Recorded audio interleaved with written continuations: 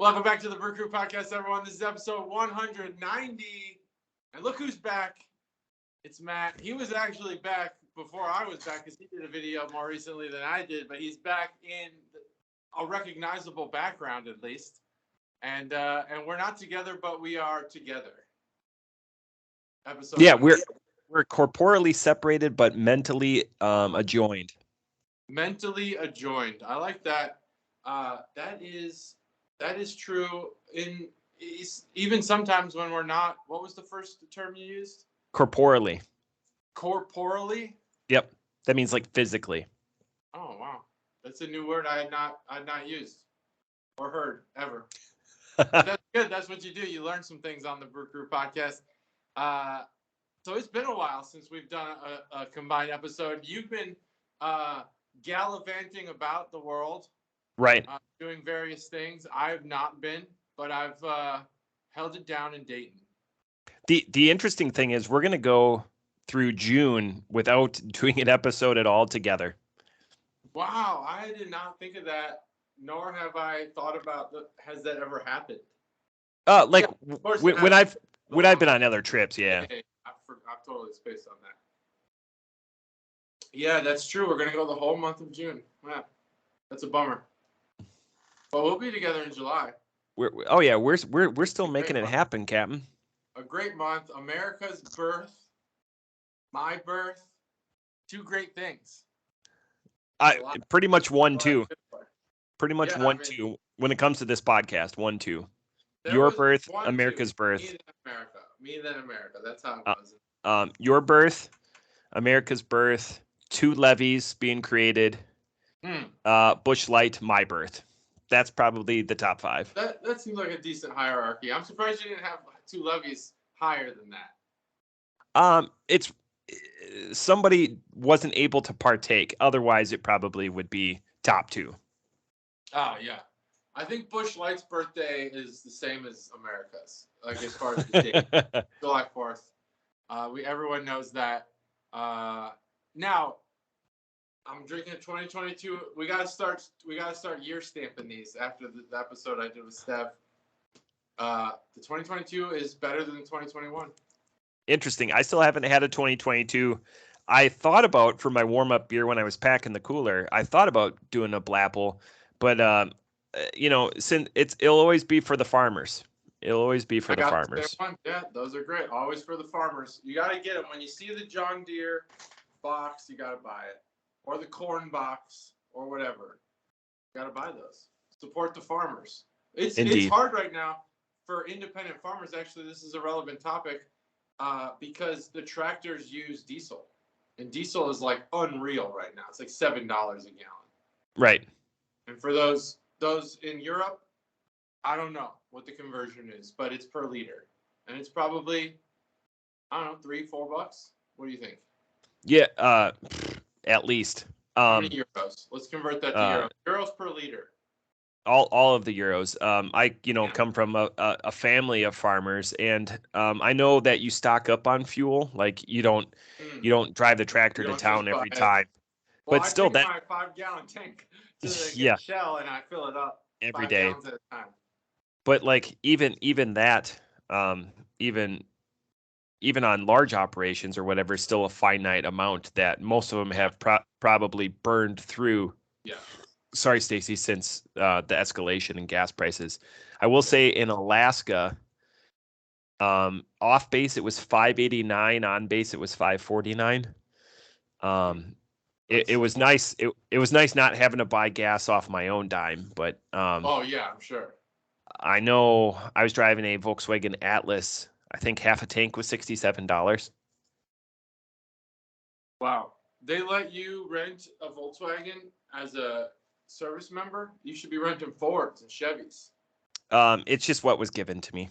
Oh, just come on. American made, right? I will say, because of the timing and everything, I had to go to 4 desks before I found a place that even had any vehicles.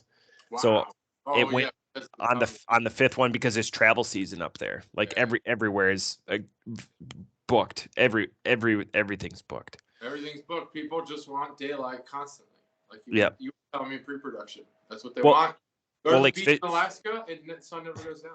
Yeah, like the fish are running. Like you can just, go down to any, river or creek or whatever, and you could just see them. Like you could just You reach just down. grab them. Yeah, Like a it's grizzly. essentially. You see any grizzlies out there?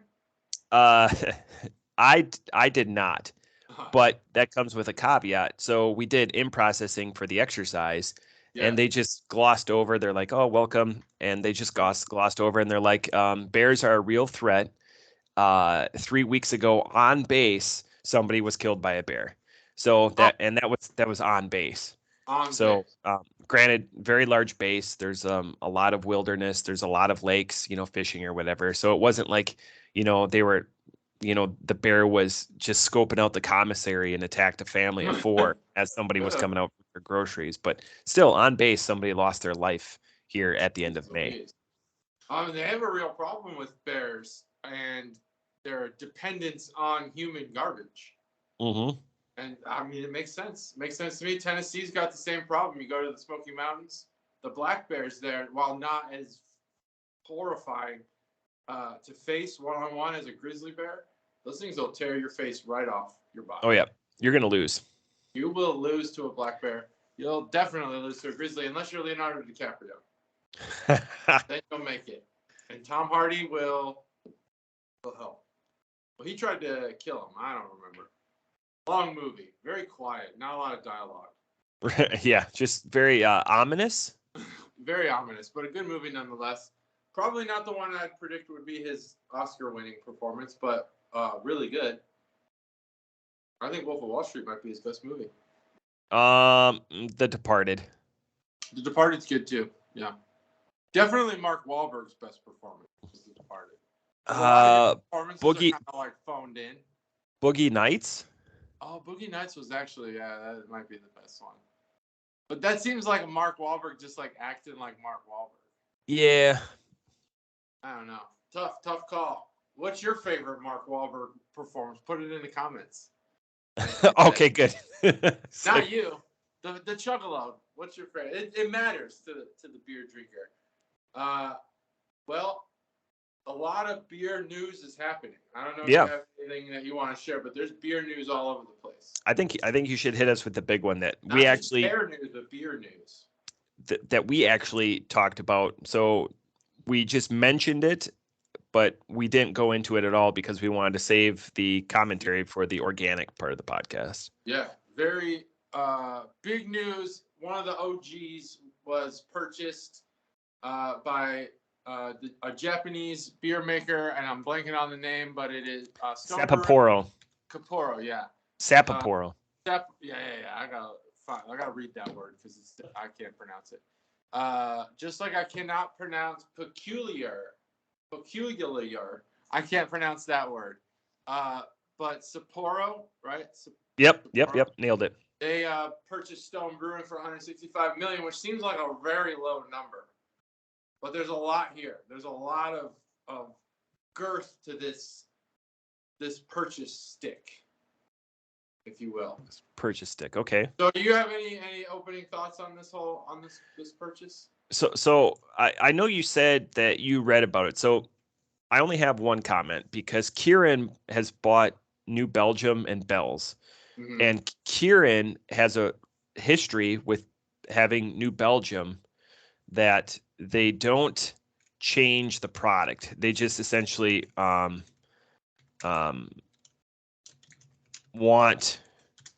the mailbox money. Yeah.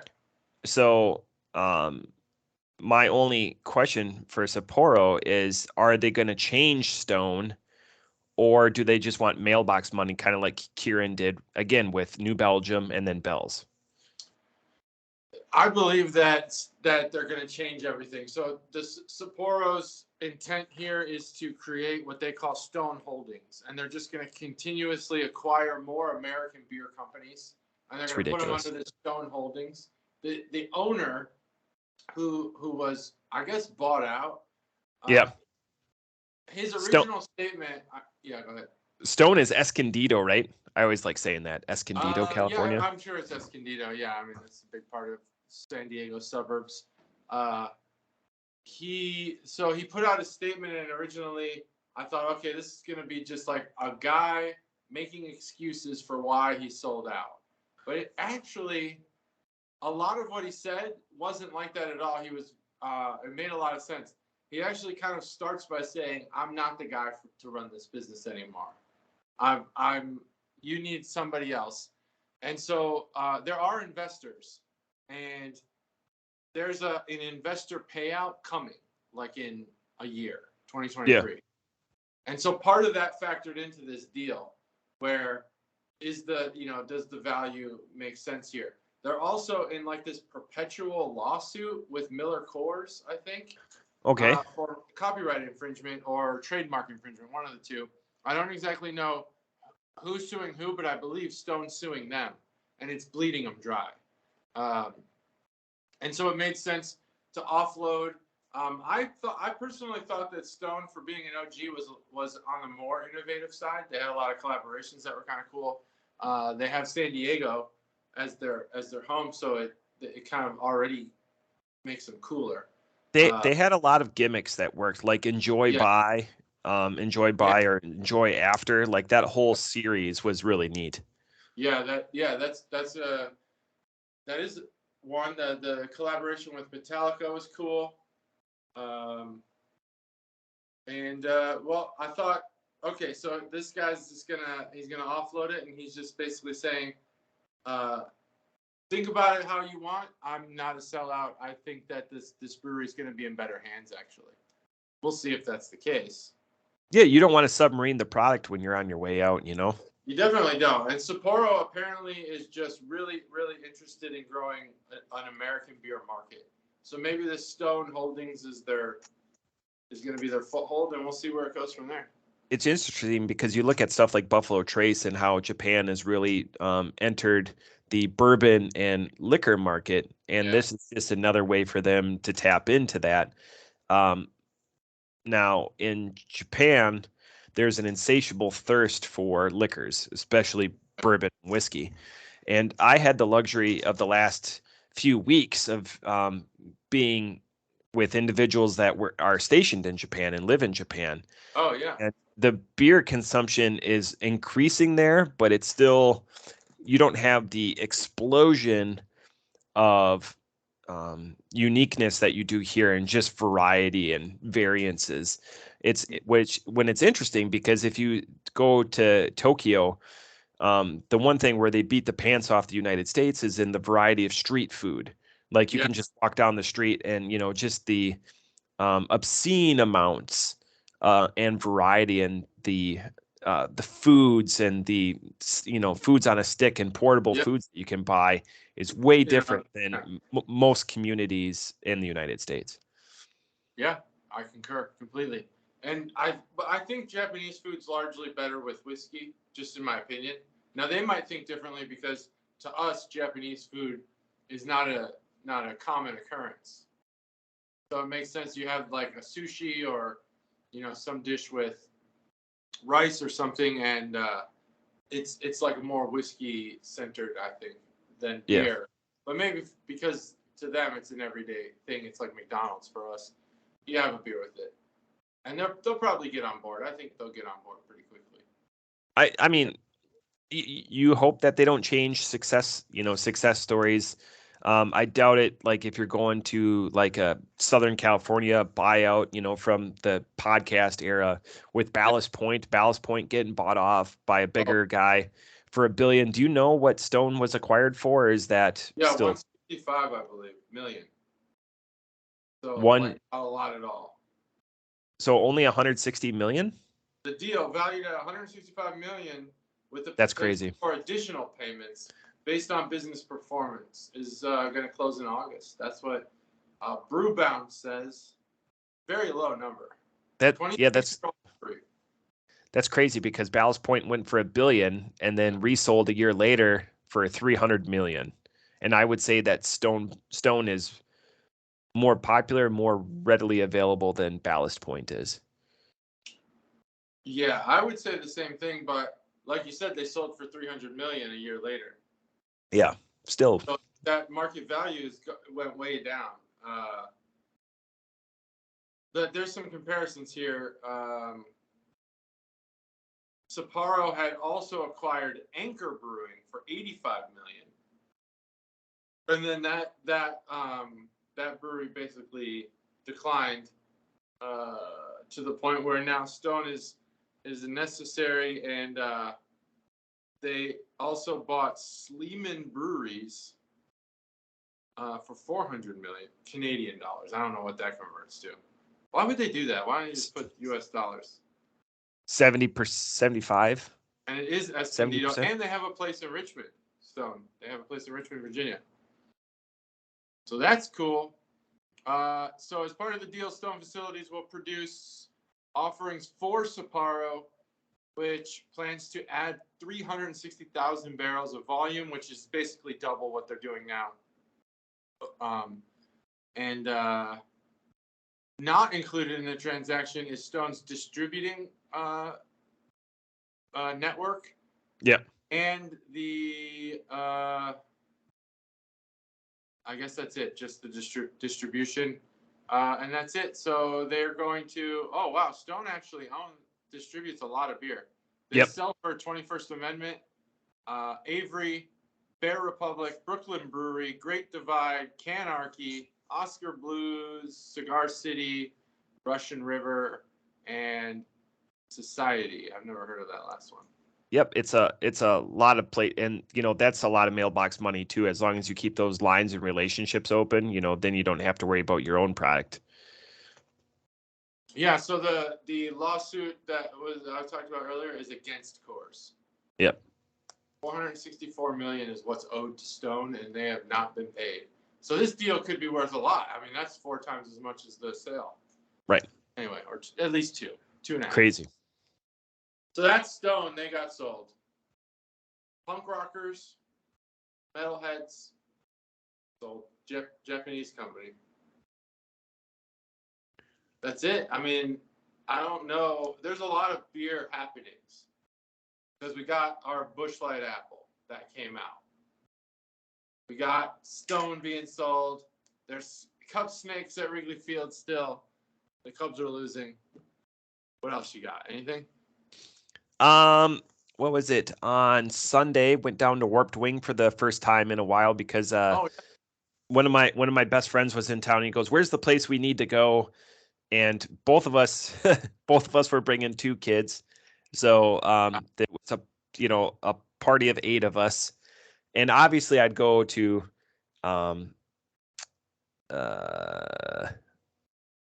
Branch and Bone. Wow. Yeah, without kids, sure. But again, it's not big enough for eight people there. So we went to Warped Wing, and they were pleasantly surprised. So then the double whammy for me is they ordered flights. So there was kids there, and then they ordered flights. So I really enjoyed myself. You were in heaven. It was the best. So it just gives me a lot of conversation to talk about. But no, it was a really good time. They really enjoyed Warped Wing. And again, when you don't go there all the time, like I used to, it was nice because a lot of the product that was there, you had your standards, but they had a lot of variances or renewed or refreshed takes on their standards, which is always like explaining that to my friends, and they do a good job with Chuggalo, Ryan, and Michelle. They do a good job. They were on a family vacation for the last just over 2 weeks and went to at least 1 or 2 breweries a day. Yeah. So even on their drive back home to northern Wisconsin, they stopped for lunch at a brewery, and then they had an early dinner at another brewery. Nice. Yeah. So Gatorade wants to go to Crooked Handle on Mother's Day. Yeah. So I would recommend that. I think kids are okay there, but I would recommend the patio over the inside. Yeah. And that's what we did. We sat outside. Yeah, it poured on. Oh, Sunday, okay. though. Well, that's not gonna work. And then in the comic of hilarity, so I spent the last 3.5 weeks in Alaska. They're traveling as a family of 4 to Alaska on Friday. Wow. So that it's just cross paths. Yeah. So I gave them a list of places to go up there and beers to try. So you got any Alaska insights for us? Yeah, so I talked about most of it in my previous episode, but there's one thing. If you ever want to talk about a screwed up vacation, and I really talked about how I found 120 minute, because the beers I brought back personally in my suitcase are all 120 minute that have now sat in my suitcase and are now pleasantly comfortable in my cellar. There are more coming back on another aircraft, but and I mentioned this before. How terrible has your day got to be if you flew from a place and you laid over, and your plane broke, and so you laid over overnight, and then you got on another plane, and you get up in the morning and the plane's gone and it left without you. Well, that happened to somebody in the last 3 weeks. They left without this individual. Wow. Unfortunately, this individual just didn't get left in Des Moines or a populated place. They got left out in a island in the middle of the Bering Sea. Ooh. called Shemya. So Schmya, and you can just Google that. I spelt it out. There's nothing there. It's just a rocky outcrop.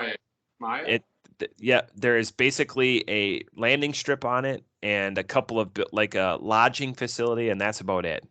Wow. And so individual had to take a chartered aircraft to. Who that individual might be? No, it's no one we know. Oh, it's but not you. Oh, okay. No, it's not. Believe me, it's not me. I am way too paranoid about that. You're way too prompt. But a couple of things. I went to after the episode that I recorded. I went to a pizza place on my way out, and this pizza place was rated the number 3 pizza place in all of the country.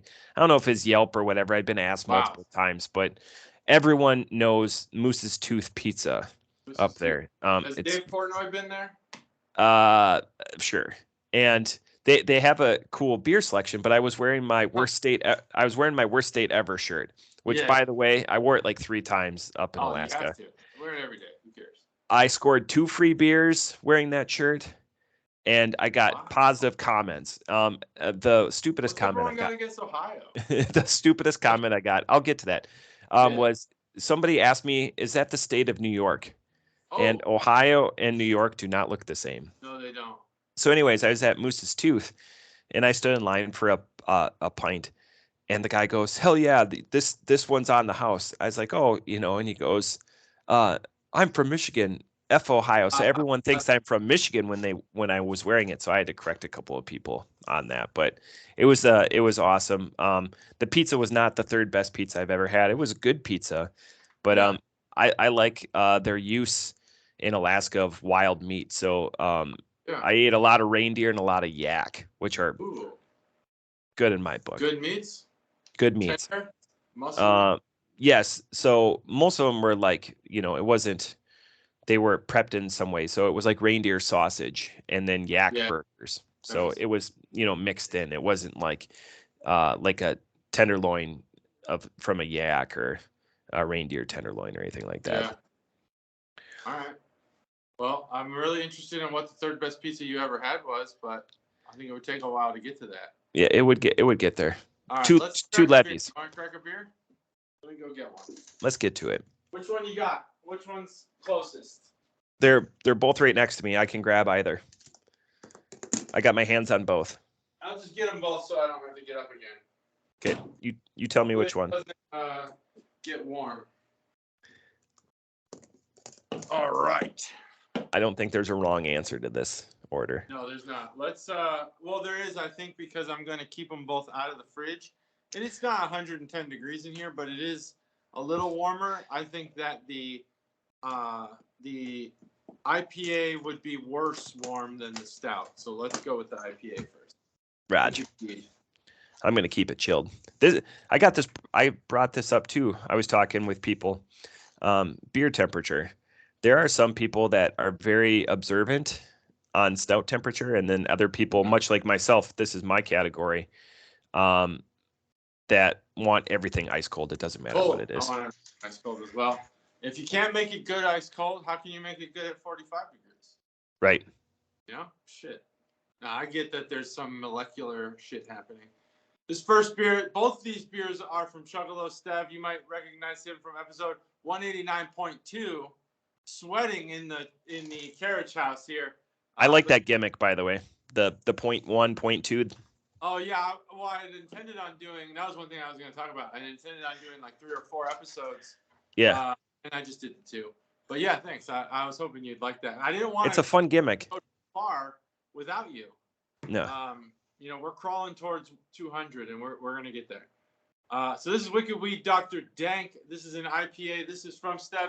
Personally hand-picked and delivered from Asheville, North Carolina.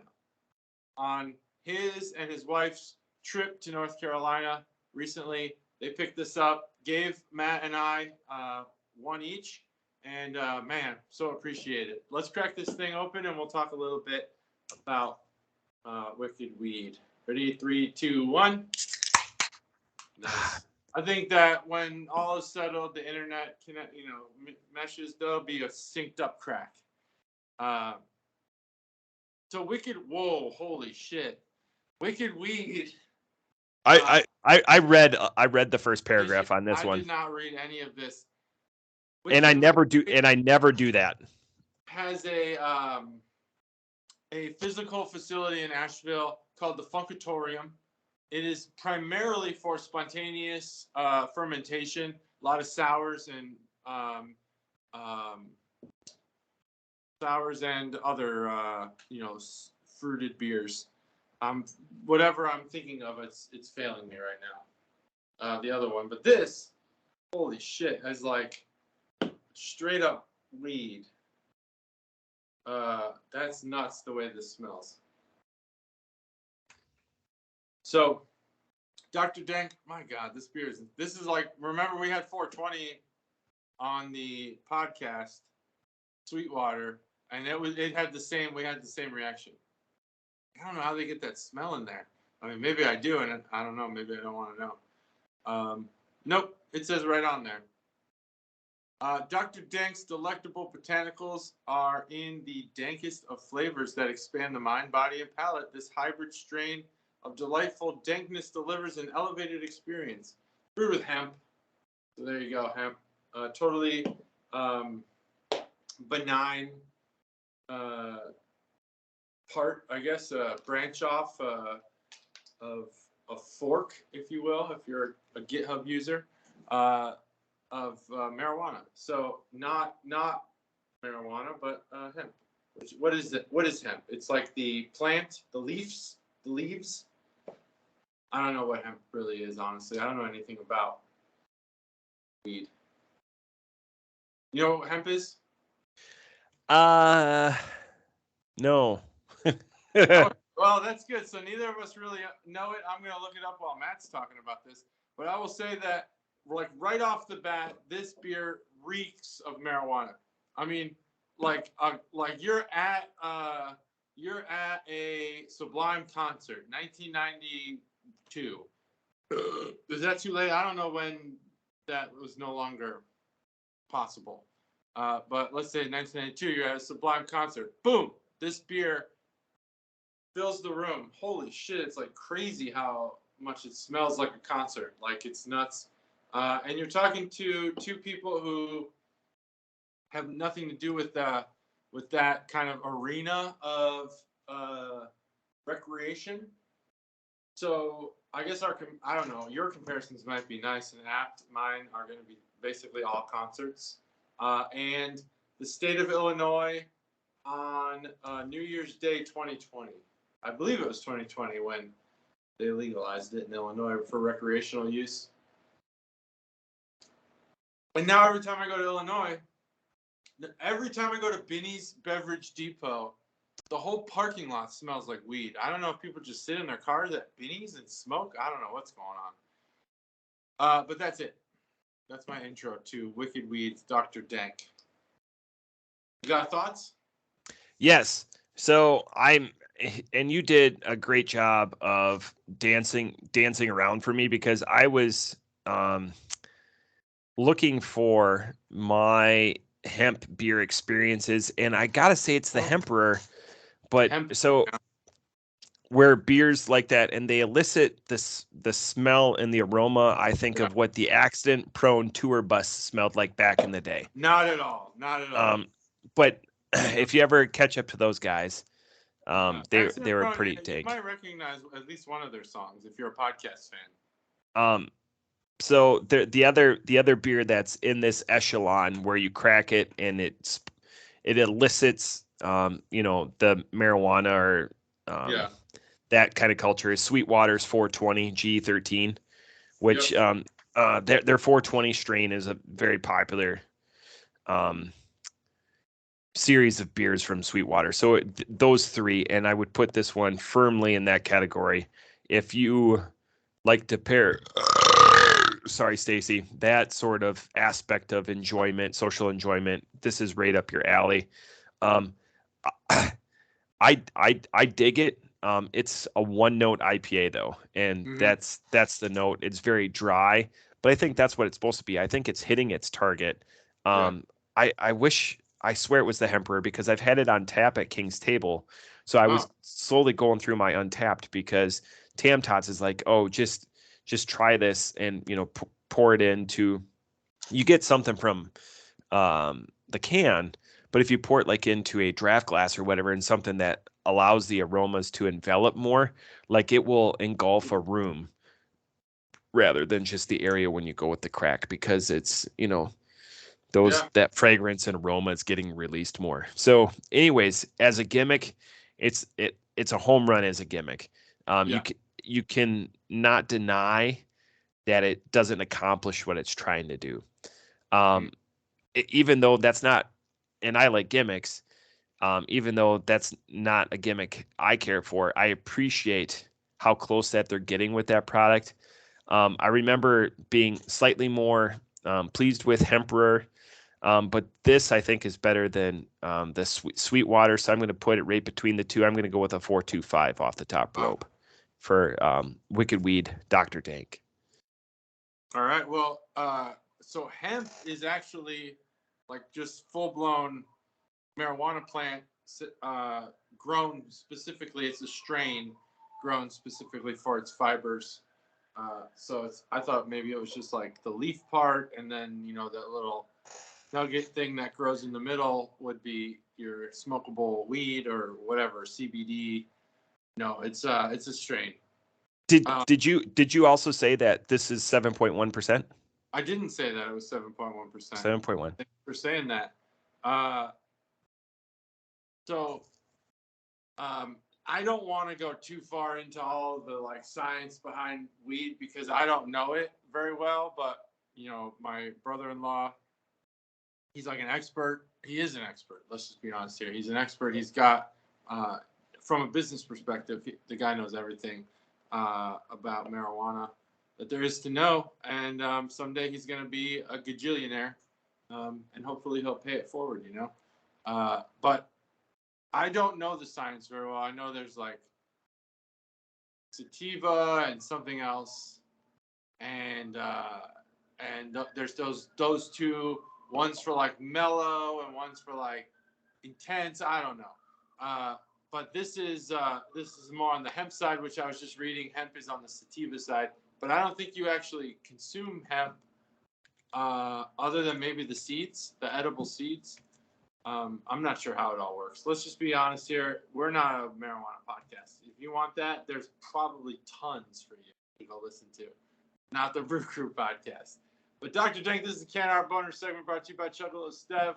Stev, always a thank you. You're a constant listener, a constant contributor. It goes without saying. Constant sweater. Constant sweater now that you've been into the carriage house in the summer. Probably the worst of the summer also, because right now it's pretty comfortable in here. I'm not sweating at all. There's a lot going on here. And the reason why I brought up the sativa, and I don't know what the other one is, Gallica or some shit. I don't know. it's because there's all of these like beakers and test tubes and I'm trying to think of some of the names for these, like the what are these called? What are all those science things called? There's a lot of science. Beakers and graduated cylinders. There you go. What is the globe with the tube on it? That's called something. We all have science names, but there's something going on here where they're cooking some, they're doing some molecular gastronomy on this weed, and this one is shaped like a bong, and maybe the whole thing is just one big bong. I'm not sure. And then the hops, they look like marijuana nuggets that have like the little red hairs and stuff growing on them. Yeah. So it's kind of like a juxtaposition, if you will, of beer and marijuana. So that's the Can Bonus segment, brought to you by Chuggalo Stev. I believe this like paisley, leafy pattern is more of a Wicked Weed branding thing than part of this particular beer. And that's the Can Bonus segment. I'm not a fan of this beer personally. I think that the initial smell is like, well, you're like, whoa, like I was, oh, this is a lot of marijuana. Now it just, to me, it tastes like tires, or not tastes like, it smells like tires now. It's like rubber, burned rubber maybe. And the taste is like, Matt pretty much nailed everything that I would have said. It's a one note beer. It's all weed. It's very dry. The hops really don't add an outside kind of like front of the tongue, back of the tongue flavor that you can really distinguish. It's just, Here's what this beer is. This is your gimmick. If you're super into marijuana and the taste and smell and all that, this beer is going to be awesome for you. If you're not, then it's not going to be awesome for you. It's just going to be a good beer that is refreshing, but it's also very dry. Personally, I don't really care for this beer, but I do like the gimmick. I think the gimmick it works. It crosses two industries that definitely should be at least married in some capacity. Recreational fun with substances, as long as they're not abused. I think because this beer is drinkable, it's at a 3.0, but I do not really like it, and I probably will never drink it again. That's really. I mean, it. Interesting. I don't think I'd have it. Maybe I'd have it if it was on tap and I could test that, like what you were saying, like get it in a. I don't know, what kind of glass do you think they probably serve this in? One of those. Just a straight pint glass. Straight pint? Yeah. Okay. The alcohol doesn't dictate it goes higher. Doesn't have any fruit profiles. It's not. And I'm definitely could be wrong on that, but I have no idea.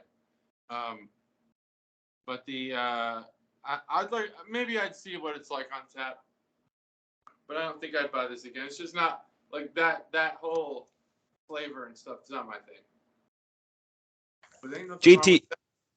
No, there's nothing wrong with that, and I like that. We there's always good to have a difference in opinion, and that's why our palates are different. That's why we do that. Why we do this. JT, can I share? I just came to a realization on something. Can I share the screen for a second? Do I have your permission? Please, go ahead. Please, as we take a little bit of a detour here. So I just realized something. I just logged into the BCP Facebook page because I was going to tell the Chuggalos, hey, we're recording an episode. Yeah. And I just happened to scroll down and I made a painful realization. Can you see my screen, JT? Yeah. Okay, so you see 182. Yeah. So you see that I'm looking upwards, and this is the YouTube clip. So this is like the moment in time. Thumbnail. Yep, this is the YouTube thumbnail. All right. Okay. Got it. So these are the last 3 episodes that have been posted from YouTube that you and I were together. Okay. Okay. Let's go to 185. I don't know. I'm about ready to go out to the church room bar, and like, look at you. You're concerned. But there's okay, concern. so that's episode 185. But in this one, I'm double fisting two beers. Yeah. Oh yeah. Maybe I should like, be concerned. Maybe. Here. Maybe that's why you're looking off in the distance. Yep. Trying to Look at your concern is increasing. Yeah.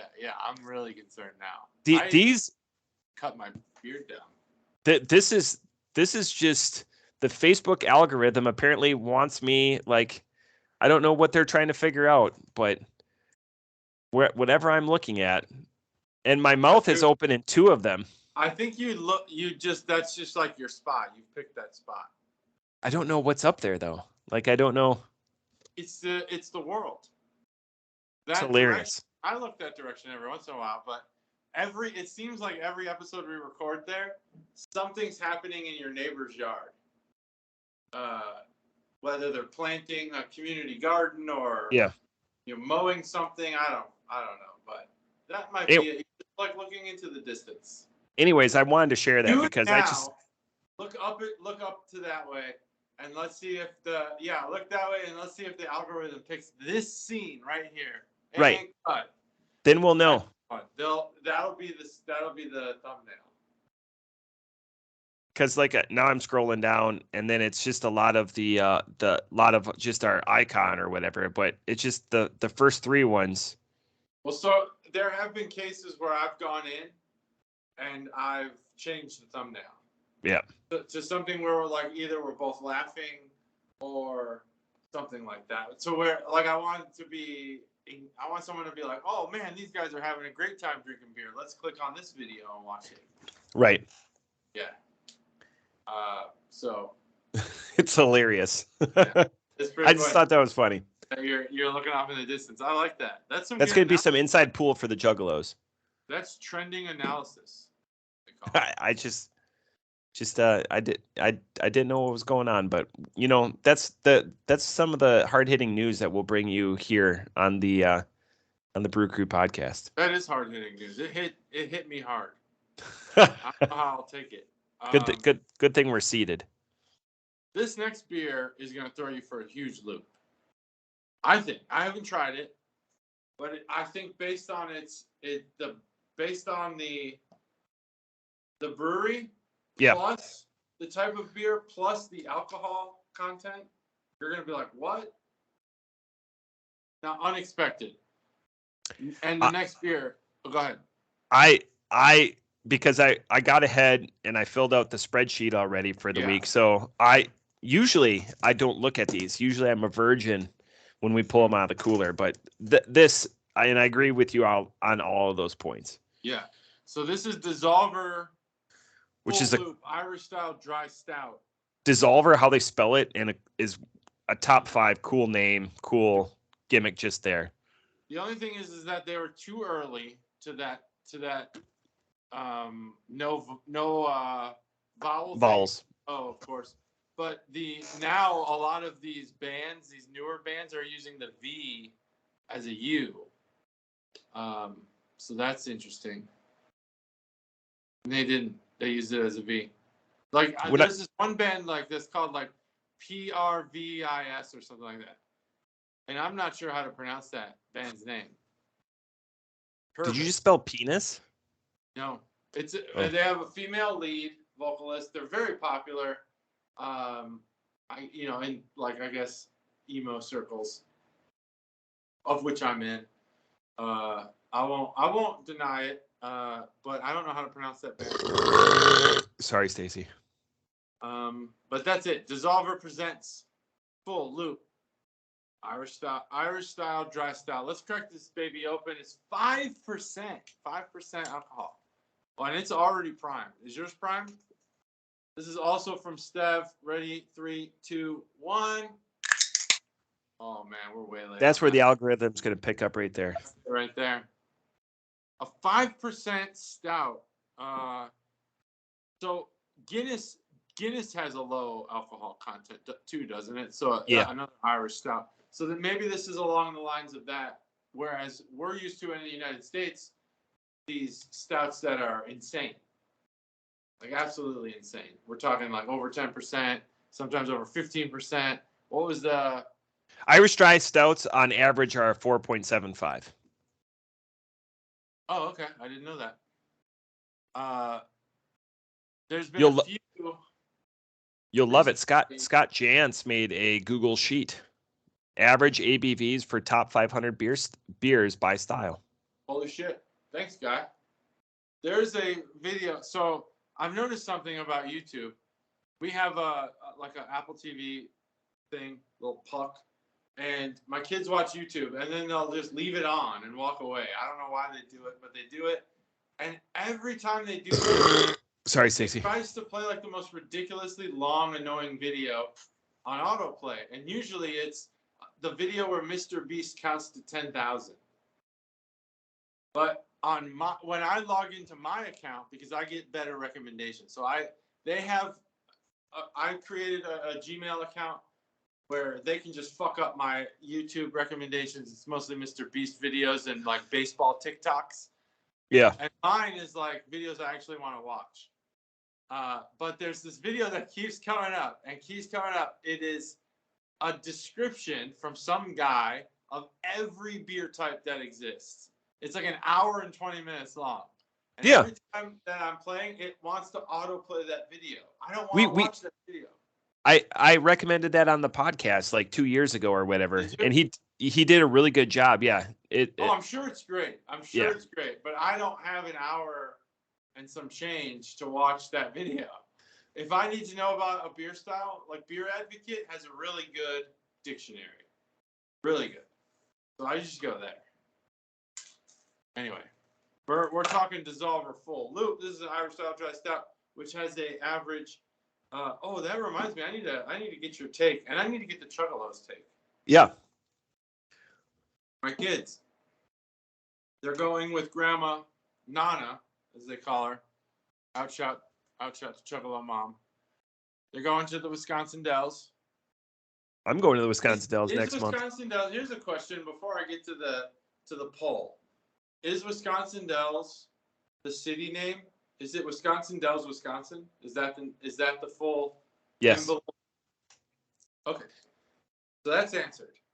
Next question. Chuggalo Mom is taking my kids and Chuggalo Nicole's kid to Wisconsin Dells for a week. So we either have the option of staying home for a week or going somewhere.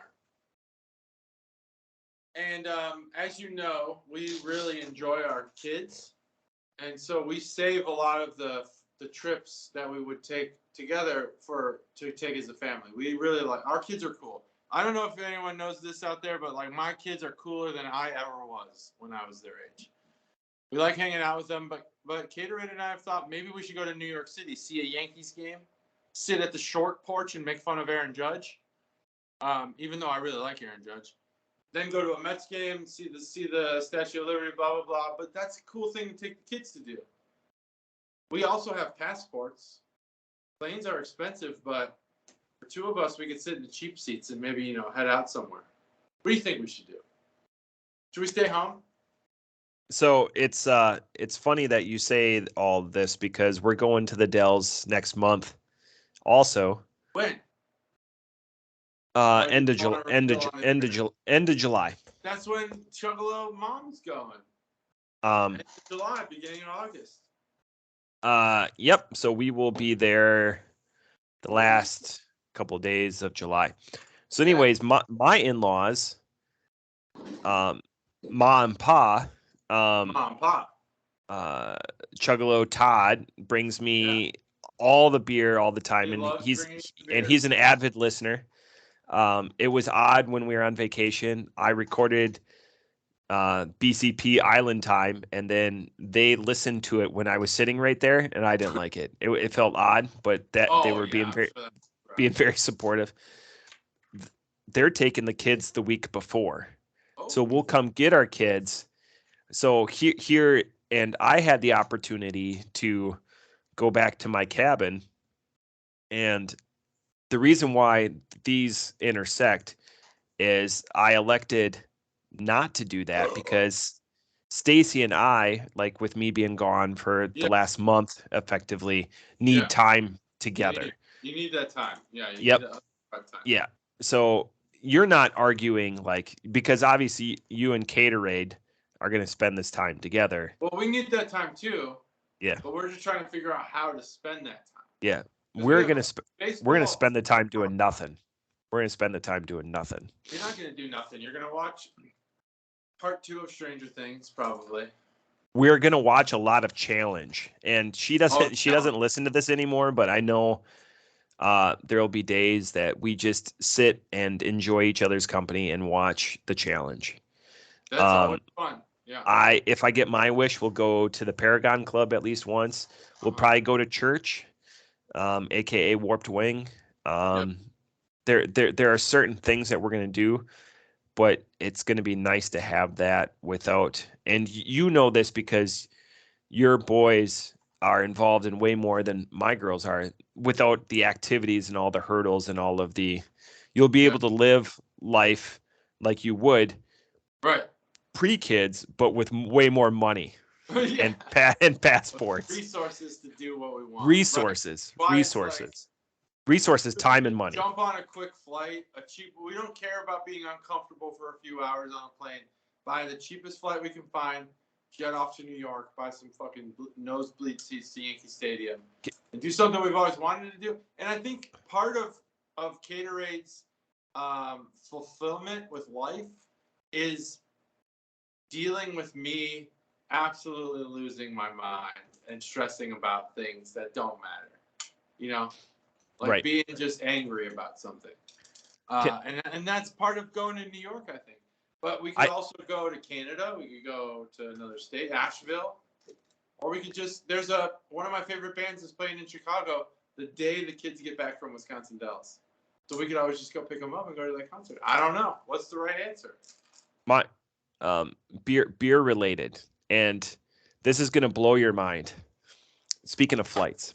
So coming back from Alaska, our flight is delayed. Mm-hmm. And it's going to take a while, but hopefully the story pays off. And I'm actually if you know me and know about my analness for time, I'm not freaking out. Like I'm sitting there calm in the airport. There's a Karen already at the front of the Delta line that's freaking out, and it's a weather delay. The reason why people are freaking out is, like, for me, my layover in Minneapolis, ironically, is an hour 15 minutes. So I've got a small target. Yep. And I need to get home because I have friends that are driving up from Hilton Head on their way back home to Wisconsin, and they're going to be here at 5 o'clock, and I'm going to be there at noon. So I'm leaving Alaska at 9 p.m. Friday night to get home on Saturday by noon. Everything's going to work out. I'm going to cook. So anyways, delayed an hour. Okay. We delayed 2 hours. Ooh, yikes. And there's a thunderstorm or whatever. So the lady comes over, and I'm not freaking out. It's like, hey, going home, great TDY, great people, everything is good. Get on the plane, and they're like, all right, we can take off an hour, half hour early, which is only an hour and a half late. And I'm like, great, everything's good. I've got an exit row. I've got an outlet so I can catch up on TV shows and everything. Yeah. Okay, so nothing. So I land. I've got 27 minutes in Minneapolis, the airport I'm most familiar with. So I land, and I've got just about a mile to run to make it to my, in the airport. So I make it. I get to the gate, and I'm upgraded, first class. No shit. Excellent. Why this is beer related? So I'm on the plane at 7:15. I'm exhausted. I just flew overnight. I turned down a beer. Turned down a free beer. Oh, that's nuts. I was going to tell a very similar story. This is the shame spiral. I didn't want it. Yeah, I understand. I understand. When we flew back, so after, I don't know how like the Air Force and the Army do it, but after Afghanistan, the Navy requires you to go to Kuwait for a week. I don't Yep. know. Decompress time. I don't know what it is. Same. A lot of, equipment turn in and stuff like that. On the flight back from Kuwait, you go straight to Atlanta, and Atlanta's like the hub where all the military basically go back to their homes. Atlanta or Baltimore on the East Coast. Okay. We flew out of Baltimore into Atlanta.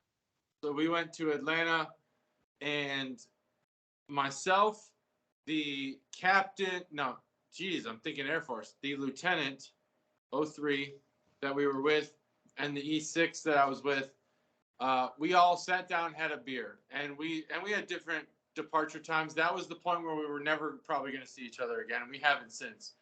But that was our last hurrah. Somebody paid for our beers. That was great.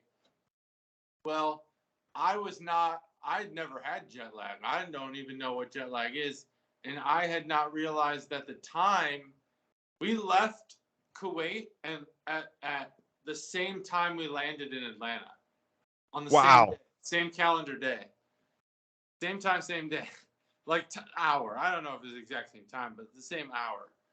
And so I'm like totally fucked. I don't know what's going on. But I'm acting like it's daytime because it is. Yeah. And I get on the plane. They upgrade me to first class. I'm still in my war uniform. I'm a sailor wearing Army fatigues. And they upgrade me to first class. I sit down and I ordered a lasagna dinner because I was like, hell yeah, I'm gonna order fucking lasagna and beer first class. I was sleeping before they even brought it back. That was it. I woke up and the plane had landed. I wasted a first class seat because I was jet lagged. I wish I could get that back because that would be amazing. It's nicer to have a lot of space or whatever. It really is. It really is. And they give you like trays and silverware. It's first class is the shit. Mine, you had a long flight. Mine was a short flight. There was no meal service on my flight, but. Oh, back then I was stationed in San Diego, stateside. Yep. I don't know how the Army and the Air Force do it again, but when you're in the Navy and you go to Afghanistan, you're not permanently stationed there. You're not PCS'd. You're temporarily assigned. So my ship was actually where I was permanently assigned. This last exercise I was in Alaska, I flew with a lot of Navy guys. So a lot of Navy guys and girls. So it was an eye-opening experience because that came out in a lot of the debriefs was the language barrier. And working in a joint environment, like doing my master's at the same time, this is all stuff we're supposed to be able to distillate like this. And I can tell you from an operational, even in an exercise environment, that's not happening. Yeah, they're like, get against the bulkhead, and you're like, well, I guess as an aircrew person, you know that. But there's probably some terms there. By the way, growler men and women are the best. In another life, that would have been the airframe of my choice, but. Well, as long as there were no chiefs to tell you you're a piece of shit. No, these are all operators, so it's all officers. Burn chiefs. These are relevant people. Anyway. All right, let's talk about the Dssolvr. Yeah. I'm sure they appreciate the conversation we just had because we went like super deep military, and they probably love the military at the Dssolvr. Right. We move product for them, that's for sure. We do move product for Dssolvr. That's a fact. We're one of their distributors. I swear we've had Dssolvr before, but I can't find them on our spreadsheet. Are they? I don't even know if they're distributed beyond Asheville. So did somebody else bring them back? But maybe Cobra brought them back. He went there. But I can't. The Control F sometimes on my spreadsheet sucks. Like I swear, like we've had it before, but I think we have. So anyways, I will use this. So again, an Irish dry stout just tastes like a stout. It smells 100%. You would never be able to tell an Irish dry stout just from a non-gimmick stout on the nose. It's not going to be there. Everything is the same. Where you get is in the taste and the profile. And what I mean by that, this is like a stout light. It's the light version of a stout. So I'm sure like the calories and everything are subsequently lighter in this, and that's where the light comes. It's not a heavy drink. It's an easy drink. It's not filling like an IPA, or like if you're going to drink like a much bigger double-digit stout or anything like that, that's going to leave you feel. It's like the difference between thin crust pizza and thick crust pizza. Both give you some of the satisfaction, but it leaves you with none of the guilt. But there are times that you want that boldness or that fullness of like a really good stout, or like something that's really gimmicked up, even though it comes with all of the alcohol. Most people, the reason why they drink, but all of the variances and everything like that. With that said, sorry, Stacy, this is a very good Irish style dry stout. But I want more. It leaves me wanting more. I'm, 80% of the way through the can. I like this. If you're a stout drinker, this could be your day drinker, because I don't feel like the typical stout drinker, and they're out there. I mean, I bought a box of stouts off a guy here. There are people that collect these because they age really well and they keep really well. This could be a day drinker for a stout drinker, in my opinion. So for me, like if I'm going to have multiples of these and I like stouts, it's awesome. As a one-off, it's the complete opposite of the other beer. The other beer is a great one-off. You're going to switch to something else. This is going to be, you're going to have a lot of them, because you like the offering, but there's not a lot of room for uniqueness or other characteristics outside of, the safe spot. Yeah. So off the top rope, I give this a 3.5, because this is what I expect from this style of beer. This doesn't exceed in any way, but it also doesn't fail. There's nothing here that shouldn't be here. So the only time that you have had a Dssolvr beer, as long as you've logged everything, was a collaboration with Wtht called "Don't Microwave It, Don't Boil It" on episode 176, and you gave it a 4.75. But it is branded as a Wtht beer. And that had a really good score. So this is. So it's sad that, again, I see it now. It's that was a sour IPA, so no wonder I gave it so high. Yeah. But so again, you have hit a lot of the main points about this beer. It's really the light stout. I would have to say that, given all of what you said about buying the stout box and cellaring beers and how they age well, these lighter stouts, I don't think they're made to age. I think they're made to drink now. Like I spelled Guinness. It differently. And this is an example of that. This is going to be. It is a lot. I mean, it's an Irish stout. It's lighter, but I think it's going to be your perfect entry level stout. Drink a few of them, because no one's going to like the stout when they first drink it. I didn't. When I first had stouts, I didn't like them. Didn't understand it. I still kind of don't understand like the insanity behind some of it, but I do understand why these can be quite good. Like, you age a 120 minute and all of a sudden it's got different character than it had before. I understand that. But I guess that's not really a good example, because that's I thought it was. No, it's a bad example. But like with Goose Island, so far I haven't been horribly impressed, but I liked it less before. I do actually kind of understand some of the profile of it now, and especially when we do these bourbon barrel ones, like the Warped Wing one, I thought was pretty good. This is not that. This is not. You're not going to get that complexity out of this. This is more of your simple stout, and that's not a knock. That's probably means that you're doing this Irish style correctly. You get that, you get the flavors you want, low alcohol content. It's a little crisper. It does have that more, I don't know if you call it refreshing just because of how it leaves your tongue, but you get like that watery kind of. Refreshing works. Yeah. It's crisp. So that's what this Irish stout does. And again, it might be detrimental because we had this one-off gimmick beer right before it. This beer is going to be pretty standard. I don't think you can amp it up in any way. I don't think between brands you're going to get much variance. It's going to be pretty similar.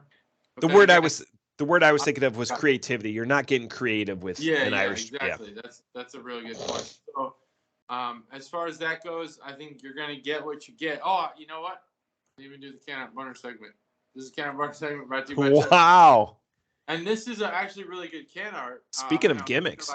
But you elicited so many good points with your review that I just jumped right in. A lot of there's a little kind of symbology that reminds me of Illuminated Brewworks. But it's the inverted Illuminati symbol. Yeah, exactly. And it's got this triangular wraparound python. I believe that's a python, just based on the shape and everything. And it's circling around an eyeball and some sort of, I don't know, like a disc of some sort. One of those like old school frisbees that you always get stuck on the roof. And the font is so good. The font is probably as cool as the snake is. The font's cool. The O's have little eyes in them, which I think is pretty sweet. And it's just all around just a really eye-catching can. Even the descriptive stuff, the barcode and everything. It sticks out. It makes this can kind of appealing. That's the Can of Burner segment brought to you by Chuggalo Stev. Thanks. Steve, whatever. 17. I thought that was one of the better put together games that I've played. So I give this beer 3.0 as well. I won't remember this beer. It's not memorable, but maybe that's where it succeeds. It's not my, they don't make it for me. They don't make it for guys like me. You know, I want to be punched in the face with flavor. And this is good. It's just good beer. So 3.0. That's what we got to review today. Yeah, it's the theory of these two beers. It's okay to be okay. It is okay to be okay. That's a great point. It's okay to be okay. It is okay to be okay. Sometimes you got to make a standard. And I think that Dssolvr could probably have this on tap forever. They don't need to worry about that's something I might challenge you on. Is there going to be, depending on your taps, let's say you're like a Nor in particular and you only have 10 taps or whatever. Yeah. Do you have room for this? No, but I agree. Maybe you're not identified by that beer. 20 taps. Yeah, probably 20. Yeah. I think you could keep a easy drinking stout in your tap list for a long time. But Nor in particular, they're not trying to make the same beer again. Are they making? Yeah, but you're going after the style. Choice? So you're going after the style. You're going after the style. So as long as you have, like you said, an easy drinking stout, which is a good name to call it. If Nor in particular went after an Irish stout, it's not going to be like this. Because their style is avant-garde. Just be different. Yeah. Like let's make things interesting. And so you might get recognition as a brewer for doing an Irish stout really well. Yeah. But Nor in particular doesn't want the Great American Beer Award for doing an Irish stout the most traditional, perfect way. They want to get the beer award for like the craziest shit you could think of award. That's kind of their thing, you know. Branch and Bone, however, they're kind of like whereas no one in particular is the mad scientists, Branch and Bone's like the scientists.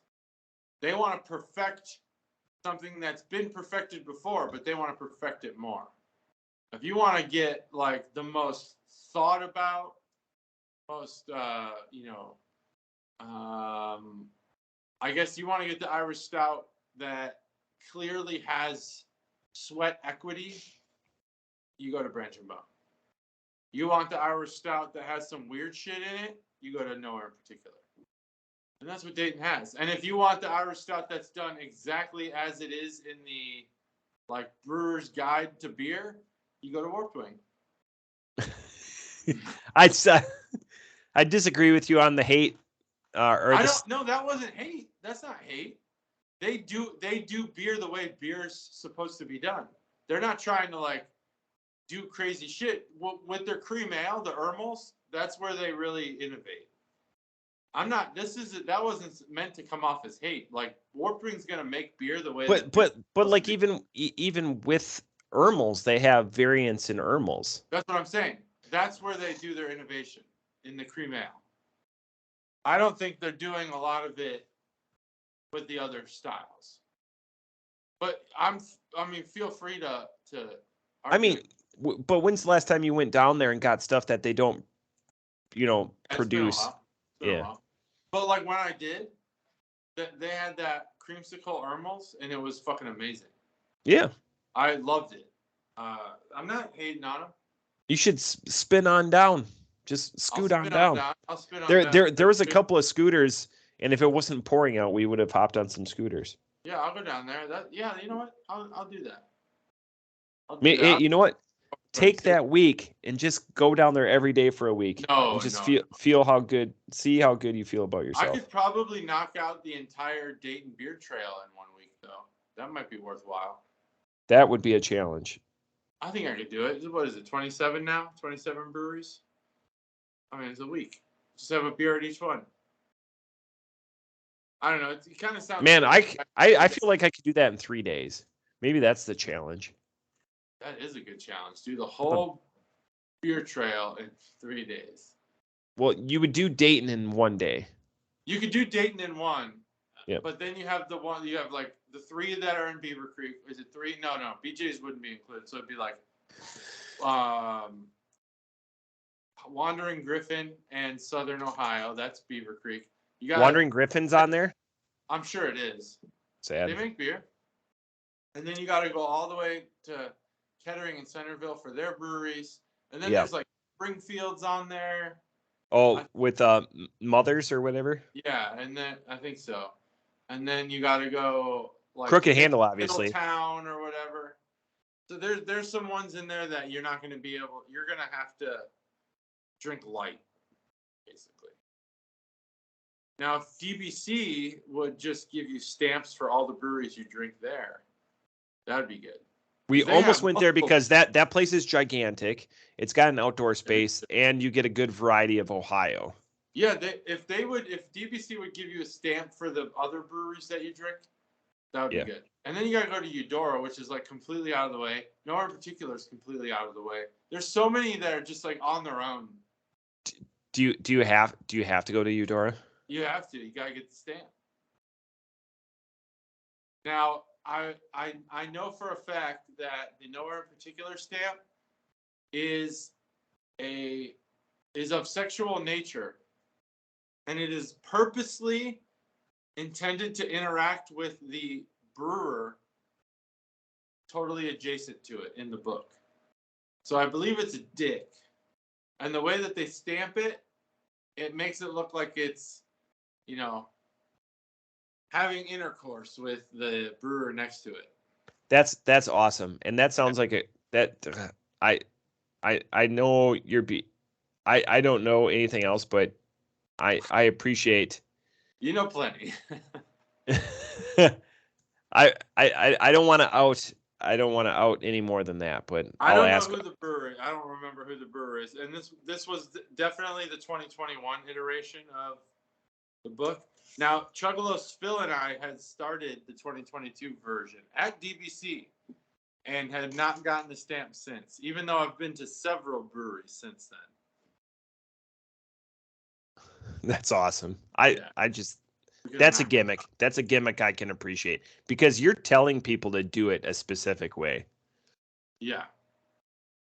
So, the Dayton Ale Trail would be interesting. I wish the prize was more. It should be more because it's really hard to do the Ale Trail. A cup is not enough. That's awesome. So what else you got? Anything?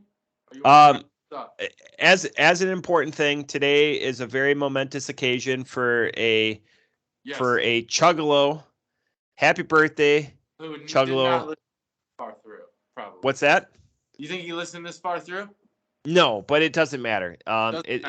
His resonance on this podcast rings through the ages. Happy birthday, Chuggalo, Randy Orton. Happy birthday, Randy Orton.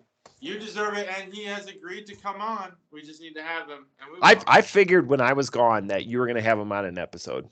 He's too busy now. He's like a bigwig at the wrestling organization he works at, and he just doesn't have time for podcasts. So yeah, you're right in thinking that. But I was busy too. Like a 12-hour day was a short day for me. The last month. But I figured out how to squeeze 15 minutes in. I made time today. I got up at 4. I started work at 5. I got up, work, did baseball practice with my kid, and I'm here. So Randy Orton, you either do it or you don't. Those are the two outcomes. I haven't taken a break. Don't take a fucking break. You're a bigwig. Bigwigs don't take breaks. So apparently you're not a bigwig. That's a challenge. That's a challenge. Either way. He won't like to hear that. Uh-oh. Challenging his manhood. I had to do my Untapped scores. So I always take it as a success when I've got the spreadsheet done and my Untapped scores done. That is Boom. success. All of them are done. All the How heavy old do you lifting. think Randy Orton is today? He's 50, right? 61. Yeah, 61. That's right. You got it. Nailed it. That's good. Good memory. Thanks for introducing that segment. That's segment. Whose birthday is it? It's Randy Orton's birthday. That's it. I got nothing else. And Matt's on mute, coughing. He did it. He coughed on mute, but we didn't hear it. That's it. Did I avoid all of them this episode? I didn't hear a single one except for the one that sounded like a pillow on a firecracker. That's episode. But that was before we hit record. Oh, was it? I don't remember at this point. Just awesome to have you back. Thanks, man. I appreciate you doing this late night episode with me.